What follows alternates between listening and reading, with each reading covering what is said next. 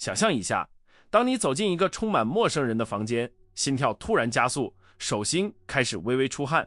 你感觉似乎所有的目光都聚焦在你身上，仿佛在审视你的穿着、你的举止，甚至是你灵魂深处的不安。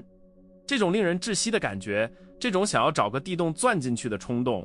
就是我们常说的社会性羞耻。它像是一种无形的枷锁，紧紧束缚着我们的自由，让我们无法在他人面前展现真实的自我，只能戴着厚厚的面具，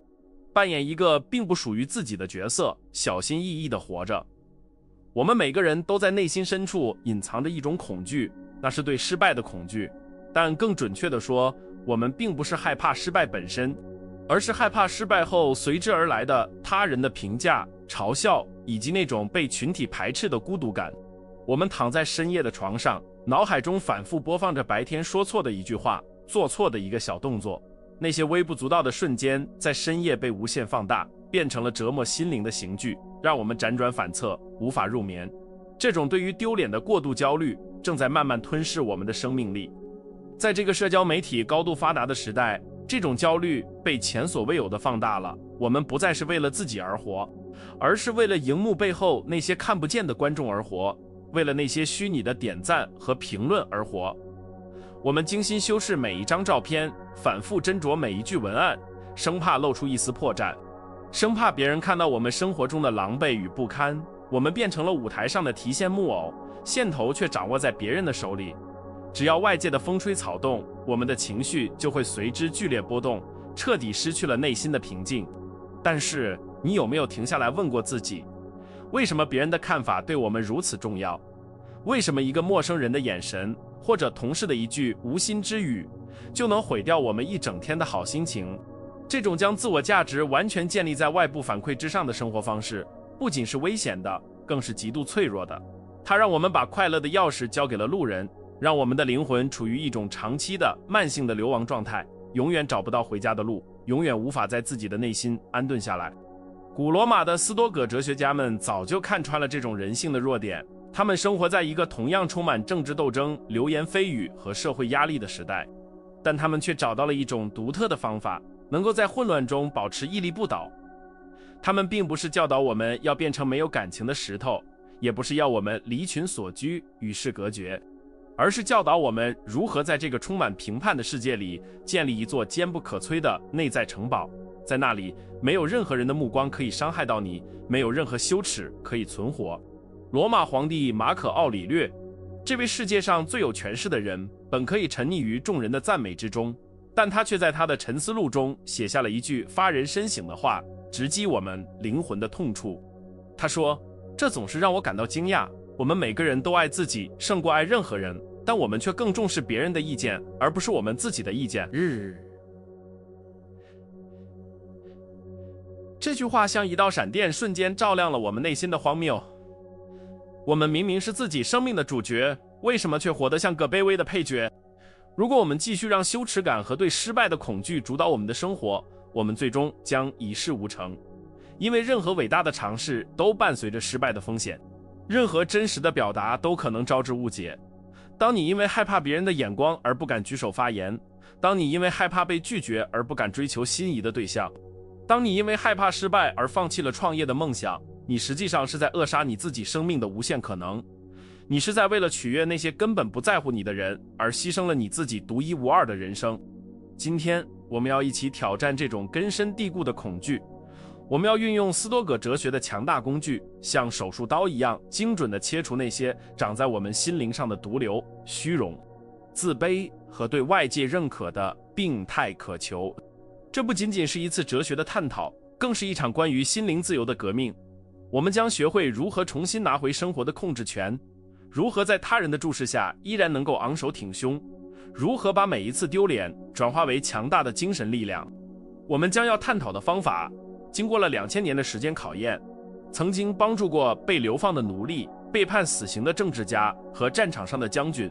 如今，这些智慧将成为你手中的武器。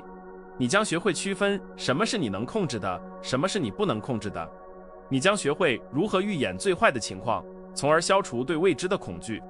你将学会站在宇宙的视角审视自己，发现那些让你痛苦的流言蜚语，在宏大的时间长河中是多么的微不足道和荒谬可笑。准备好了吗？让我们深吸一口气，放下那些沉重的社会面具，跟随斯多葛哲学家的脚步，走进这场心灵的治愈之旅。我们不需要变成无所畏惧的超人，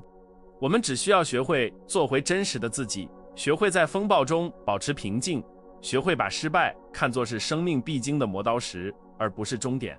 现在，让我们翻开这本古老的智慧之书，寻找解开羞耻枷锁的第一把钥匙，重新定义什么才是真正的荣耀。要治愈社会性羞耻，我们必须首先掌握斯多葛哲学中最基础也最强大的武器，那就是艾比克泰德所提出的控制的二分法。这位曾经是奴隶的哲学家，比任何人都更深刻地理解什么是自由。他在手册的开篇就直截了当地告诉我们，世上有些事情是我们能控制的，有些事情是我们不能控制的。这听起来似乎是老生常谈，但请仔细思考一下，我们生活中的绝大多数痛苦，是否正是因为我们试图去控制那些根本不在我们掌控之中的事物？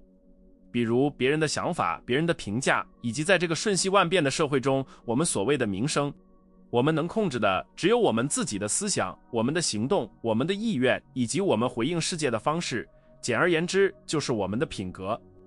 而我们不能控制的，则是我们的身体、财产、名誉、地位，以及最重要的一点，其他人大脑中的念头。当你因为害怕别人的嘲笑而感到羞耻时，你实际上是在试图侵入别人的大脑，试图操控他们的神经元如何运作。这不仅是不可能的，更是一种狂妄的幻想。我们把自己的幸福绑架在一个我们无法触及的领域，这就像是把房子建在流沙之上，任何风吹草动都会导致我们内心的坍塌。想象一下，你是一位站在奥林匹克赛场上的射箭手。斯多葛学派经常用这个比喻来说明问题。你能控制的是你的站姿、你的呼吸，你拉弓的力度，你瞄准的专注度，这些都完全取决于你，是你必须全力以赴的部分。然而，一旦箭矢离弦，它是否能射中靶心，就不再受你控制了。一阵突如其来的风可能会吹偏它，或者靶子本身可能会移动。如果你把自尊心完全建立在必须射中靶心这个结果上，那么你注定会焦虑。但如果你把自尊心建立在我已经做到了最完美的发射这个过程上，那么无论结果如何，你都是不可战胜的。将这个道理应用到社交场合中，当你在公众面前演讲，或者在聚会中发表观点时，你能控制的是你的准备工作、你的真诚以及你说话的语气。至于听众是否会点头赞同，他们是否会觉得你风趣幽默，或者他们是否会在私下里议论你，这些都是箭矢离弦之后的事情，它们属于外部世界，与你真正的价值无关。当你意识到这一点时，一种巨大的解脱感会油然而生。你不需要对别人的反应负责，你只需要对自己的行为负责。这种认知的转变，就是从羞耻中解脱的第一步。很多人之所以深陷羞耻的泥沼，是因为他们错误地认为名誉是属于自己的私有财产，因此必须誓死捍卫。但斯多葛学派告诉我们，名誉只不过是别人对你看法的总和，它是身外之物，就像衣服上的灰尘一样，随时可能被吹来，也随时可能被吹走。马可·奥里略曾不屑地说，那些赞美你的人，几天后就会变成批评你的人，而他们自己也很快就会化为尘土。既然评价者本身都是如此短暂和善变，我们又何必为了他们一时的兴起而折磨自己永恒的灵魂呢？这并不是说我们要变成傲慢自大、无视他人感受的混蛋，而是说我们要建立一种内在的计分牌。在这个计分牌上，得分的标准不是你获得了多少掌声，而是你是否忠实于自己的原则，你是否在恐惧面前表现出了勇气，你是否在诱惑面前保持了节制。当你的自我评价体系完全向内转时，外界的嘲笑就失去了杀伤力，因为你知道，那个嘲笑你的人并不了解你的内心，他只是在对着一个他想象中的影子发泄情绪，这与真实的你毫无关系。接下来，我们需要处理对失败的恐惧，这往往源于我们对事件本身的错误判断。我们经常听到一句话，事情本身并不伤人，伤人的是我们对事情的看法。当我们在社交场合出丑，比如打翻了酒杯或者说错了话，这本身只是一个物理事件，液体洒落了，声波震动了，这件事本身是中性的，没有好坏之分。然而我们在极短的时间内给这个事件贴上了一个恐怖的标签，这太丢脸了，我是个失败者，大家都在看笑话。正是这个标签，而不是事件本身，引发了我们剧烈的羞耻反应。斯多葛学派教导我们运用客观描述法来剥离这些情绪化的标签。当你感到羞耻时，试着像一个法医学家一样，用最枯燥、最客观的语言描述发生了什么。我走进房间，脚被地毯绊了一下，身体失去了平衡，摔倒在地。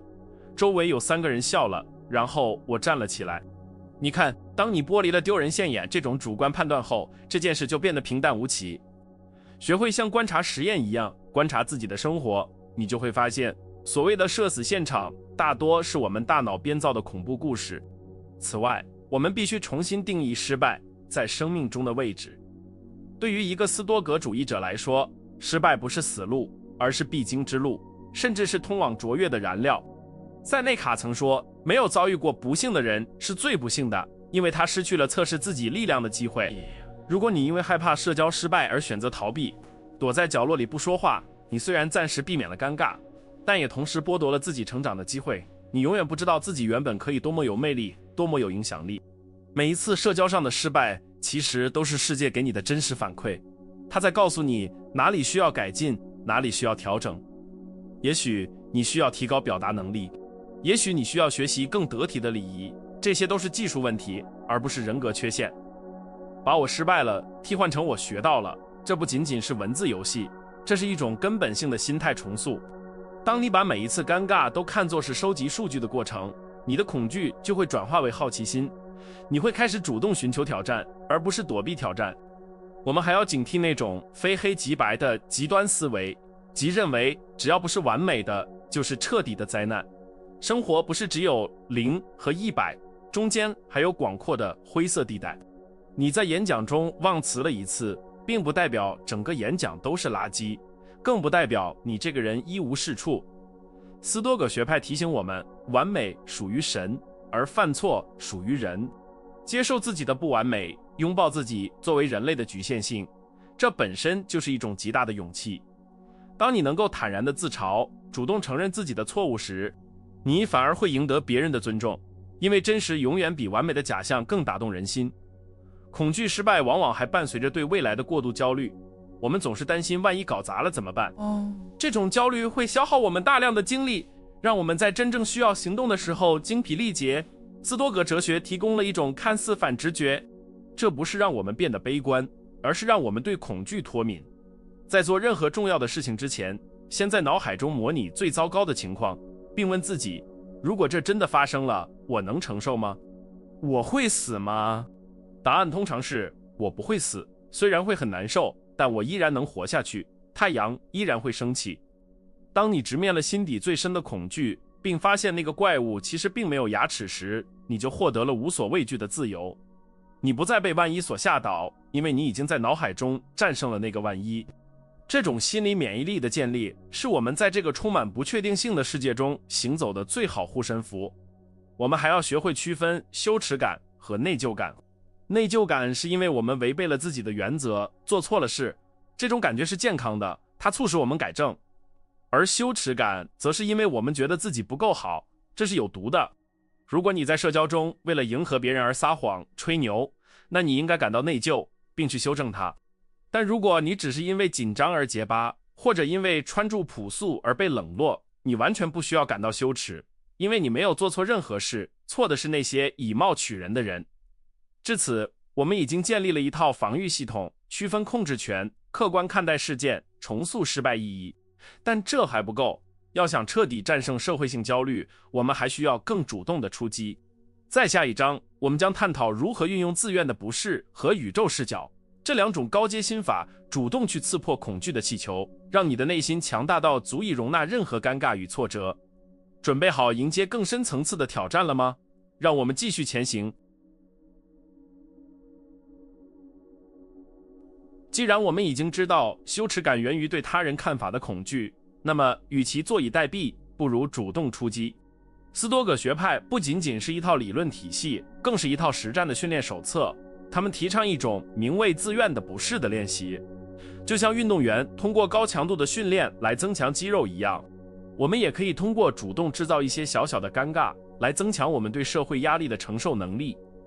罗马著名的斯多葛政治家小加图就是这方面的实践大师，他的行为在当时的人看来简直是不可理喻，但也正是这些行为成就了他坚不可摧的意志。小加图身为罗马的高级官员，却经常穿着颜色不搭配的长袍，或者在大热天赤脚走在滚烫的石板路上，故意以一种不体面的形象出现在公众场合。当路人对他指指点点，嘲笑他的怪异装束时，他并没有感到羞愧，反而内心平静。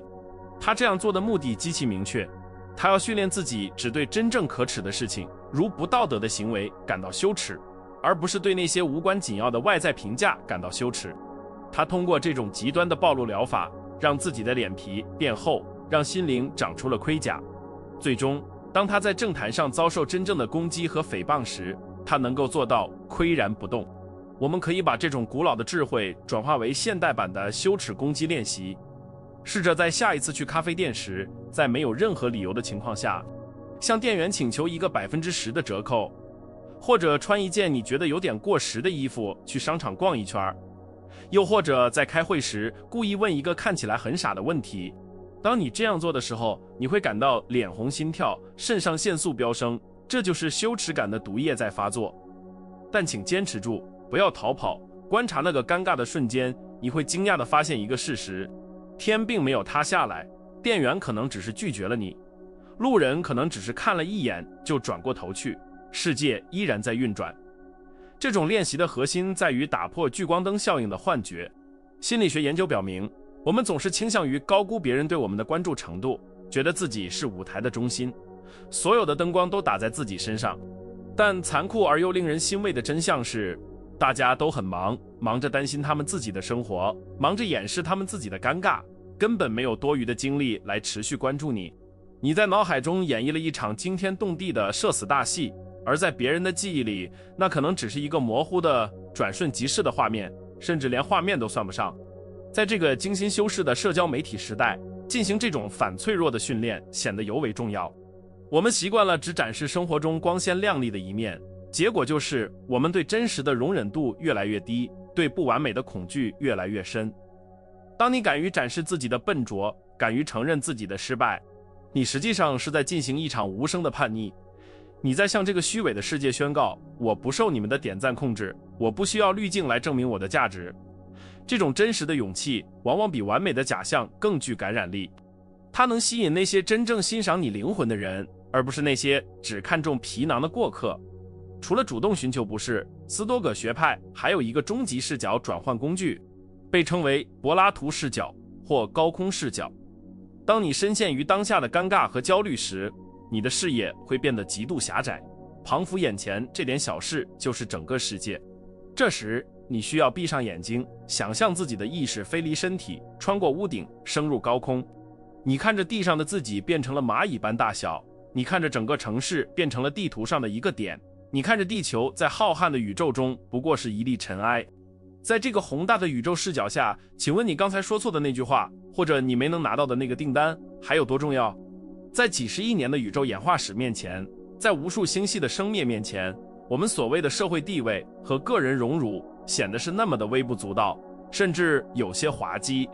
马可·奥里略经常进行这样的冥想，他提醒自己，亚历山大大帝和他的马夫在死后都变成了同样的尘土。那些曾经不可一世的帝王，如今连名字都被人遗忘，更何况是我们这些普通人生活中的琐碎烦恼呢？这种视角的拉升，并不是要让我们产生虚无主义的绝望，觉得一切都没有意义，而是要让我们从自我中心的执念中解脱出来。当你意识到自己只是宇宙整体中一个微小的部分时，那种因为觉得我很重要而产生的羞耻感就会烟消云散。既然我们都只是时间长河中的过客，为什么要浪费这短暂而宝贵的生命去担心别人的眼光？为什么要把这仅有一次的旅程变成一场讨好他人的苦役？我们可以从历史中汲取力量，想一想那些你崇拜的伟人，苏格拉底被当众嘲笑，并最终被处死，但他至死都保持着灵魂的高贵。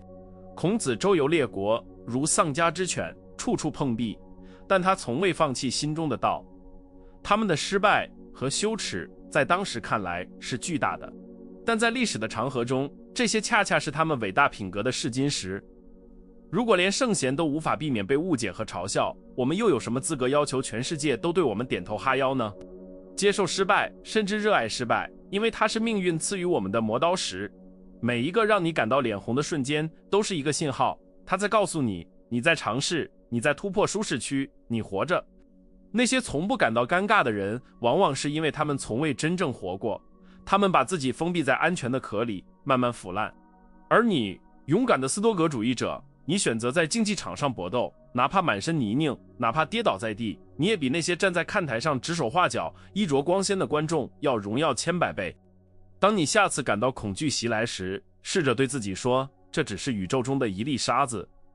试着把时间轴拉长到100年后，想象那时还有谁会记得今天发生的事。你会发现，那种令人窒息的压力瞬间减轻了，你的呼吸变得顺畅了，你重新找回了心灵的平静。这就是哲学的力量，它不是用来夸夸其谈的，它是用来在枪林弹雨的生活中保护我们心智的盾牌。我们不要做那种一碰就碎的玻璃心，我们要做反脆弱的九头蛇，砍掉一个头，长出2个头。每一次社会性的打击都应该成为我们变得更强大的养料。别人的嘲笑是风，而你是火，风越吹，火越旺。只要你的内心核心，你的理性与德行不被摧毁，外界的一切羞辱都只会成为你英雄叙事中的背景板。现在我们已经拥有了防御的盾牌和进攻的长矛，也拥有了俯瞰众生的上帝视角。但在这场战役的最后，我们还必须直面一个终极的问题，那是所有恐惧的根源，也是所有勇气的归宿。在最后一章，我们将通过斯多葛哲学最震撼人心的概念死亡沉思，来彻底粉碎一切虚妄的恐惧，让你在每一个当下都活出无悔的真我。所有的恐惧归根结底都是对失去的恐惧，而在所有的失去中，死亡是终极的失去。斯多葛学派认为，我们之所以在社交场合畏首畏尾，之所以把别人的评价看得比天还大，是因为我们在潜意识里误以为自己将永远活着。我们挥霍时间去担忧那些鸡毛蒜皮的小事，仿佛我们有无尽的明天可以用来修正错误，或者有无尽的时间可以用来讨好别人。然而，这是一个巨大的幻觉，打破这个幻觉的唯一重锤，就是死亡沉思。时刻记住，你终将一死。请闭上眼睛，想象一下你的葬礼，想象你躺在棺木中，周围是你熟识的亲朋好友，或许还有些点头之交。在那个肃穆的时刻，请问你在20年前那次演讲中的结巴还重要吗？你曾经因为穿错衣服而遭受的嘲笑，还有人记得吗？你为了维护所谓形象而放弃的梦想，现在给你带来了任何安慰吗？在死亡的绝对寂静面前，所有的掌声，所有的嘘声，所有的荣耀与耻辱，都瞬间失去了重量，变得轻如鸿毛，甚至显得荒诞可笑。马可·奥里略在战场的营帐中，伴随着血腥与瘟疫，写下了这样一句话来警醒自己：你可能此刻就会离开人世。让这个念头决定你的所作所为，你的所思所想。这不是一种病态的悲观，而是一种极致的清醒。当你意识到每一次呼吸都可能是最后一次，每一次见面都可能是永别，你还会舍得把这宝贵的生命浪费在猜测别人怎么看我这种无聊的游戏上吗？死亡就像一道强烈的光束，它会蒸发掉生活中所有不重要的杂质，只留下最真实的核心。我们常常表现得像个不朽的神明一样去恐惧，却像个垂死的凡人一样去生活。我们害怕被拒绝，害怕被孤立，彷佛这些社交挫折会杀死我们，但我们却不害怕虚度光阴，不害怕违背自己的本心，而这才是真正杀死我们灵魂的凶手。如果你知道你的生命只剩下24小时，你绝对不会因为不敢在众人面前表达爱意而犹豫，你也绝对不会因为担心发型乱了而拒绝出门。既然如此，为什么我们要等到生命的最后一刻才获得这种勇气呢？为什么不从现在开始就带着向死而生的紧迫感去活着？这就引出了我们必须面对的一个残酷真相：比失败更可怕的是遗憾。安宁缓和医疗护士布朗尼维尔曾记录了临终病人最大的遗憾，排名第一的竟然是我希望我有勇气过自己真正想要的生活，而不是别人期望我过的生活。请仔细品味这句话，这不是鸡汤，这是无数灵魂在生命尽头发出的血泪控诉。斯多葛哲学教导我们要拥抱命运之爱，这意味着不仅要忍受发生在你身上的一切，更要热爱它。如果你在社交场合出丑了，热爱它，因为这是一个练习谦卑的机会。如果你被拒绝了，热爱它，因为这是一个锻炼独立性的机会。不要再去祈求生活一帆风顺，那是弱者的幻想。强者会对命运说，无论你给我什么剧本，无论是喜剧还是悲剧，我都会把它演绎得精彩绝伦。当你开始热爱你的失败，热爱你的尴尬，你就从被动的受害者变成了主动的创造者，恐惧也就无处遁形。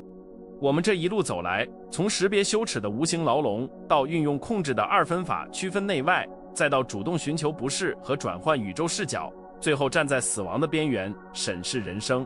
这些工具不再仅仅是书本上的文字，它们应当成为你血液的一部分，成为你应对这个喧嚣世界的盔甲与利剑。你不再需要向外祈求认可，因为你已经在内心建立了一座坚不可摧的城堡，那里的国王是你，那里的法律是理性，那里的评判标准是你自己的良知。生活在这个充满滤镜和表演的时代，做一个真实的人是极具革命性的。当你卸下伪装，不再试图证明自己，不再害怕暴露缺点时，你反而会散发出一种强大的磁场。人们会被你的真实所吸引，因为在这个虚假的世界里，真实是最稀缺的奢侈品。你不需要变得完美才能被爱，你只需要变得真实才能被尊重。让那些不懂你的人去评判吧，那是他们的权利，也是他们的损失。而你的任务是守护好你灵魂的火焰，不让它被世俗的冷风吹灭。所以下一次当你感到脸红心跳，想找个地洞钻进去的时候，请停下来，深呼吸，对自己说，这不是灾难，这只是考验。问问自己，哪怕你的声音在颤抖，哪怕你的手心在出汗，只要你没有逃避，你就已经赢了。因为勇气不是没有恐惧，而是带住恐惧依然前行。作为这场心灵旅程的结束，我想给你一个具体的行动建议，一个斯多葛派的日常仪式。从今天开始，每天晚上睡觉前花5分钟写下这一天的羞耻日记，不是为了自我批判，而是为了客观回顾。记录下你今天在哪个时刻感到焦虑或丢脸，分析是什么触发了它，你当时是如何反应的，以及下次你可以如何用斯多葛的智慧去应对。坚持1个月，你会惊讶地发现，曾经那个脆弱敏感的自己正在慢慢消失，取而代之的是一个即使在风暴中也能平静航行的强者。不要低估书写的力量。马可·奥里略的《沉思录》原本只是写给自己的日记，却照亮了1000年后的我们。你的生活也是一部史诗，不要让它被恐惧涂改的面目全非。你是自己命运的主宰，是自己灵魂的统帅。不要等待别人给你颁发许可证，你活着的每一天就是宇宙给你最大的许可证。去冒险，去犯错，去大笑，去流泪，去拥抱这个混乱而又美丽的世界。记住，你不需要成为一个哲学家才能运用这些智慧，你只需要成为一个愿意觉醒的人。羞耻感是一条拴住大象的细绳，它之所以有效，是因为大象忘记了自己的力量。现在是时候挣断这根绳子了，走出那个阴影，阳光一直都在那里，只等你抬起头。